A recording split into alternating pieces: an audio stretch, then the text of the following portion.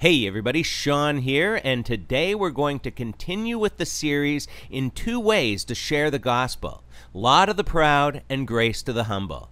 If you haven't seen those first two videos, you can watch them in the playlist, How to Share the Gospel. Today is the first video in dealing with objections when witnessing. So you've asked the question, if you died today, do you think you'd go to heaven? And the person says yes. You asked, why do you think that? And they said in one way or the other, because I'm a good person. You take them through a few of the 10 Commandments and they admit they've committed these sins. So you follow up with the question, so if God judges you by these same commandments, would you be innocent or guilty? They reply, guilty. You ask, do you think you'd go to heaven or hell? And to your surprise, they say, heaven. You ask, why do you think heaven? They say, because God is loving and forgiving. And the first time you hear that answer, it can really throw you off track. So here's a simple example to help explain this. You say, let's look at this in a modern situation. You've been convicted of multiple crimes and now stand in court before a judge.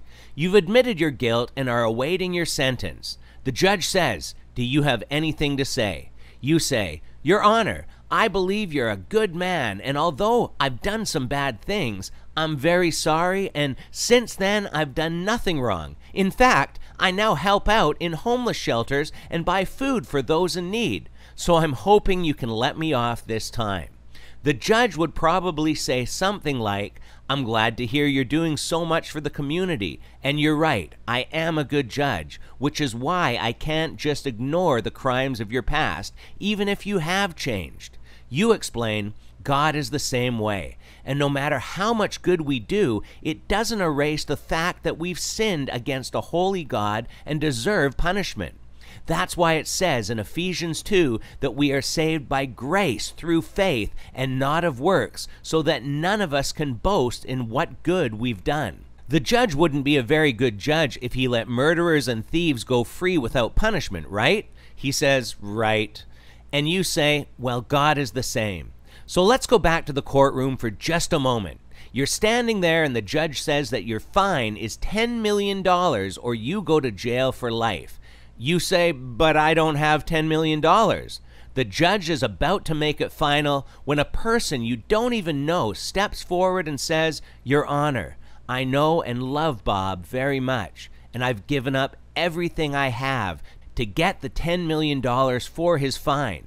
He hands a check to the judge and the judge says, okay, Bob, you're free to go. Your fine has been paid.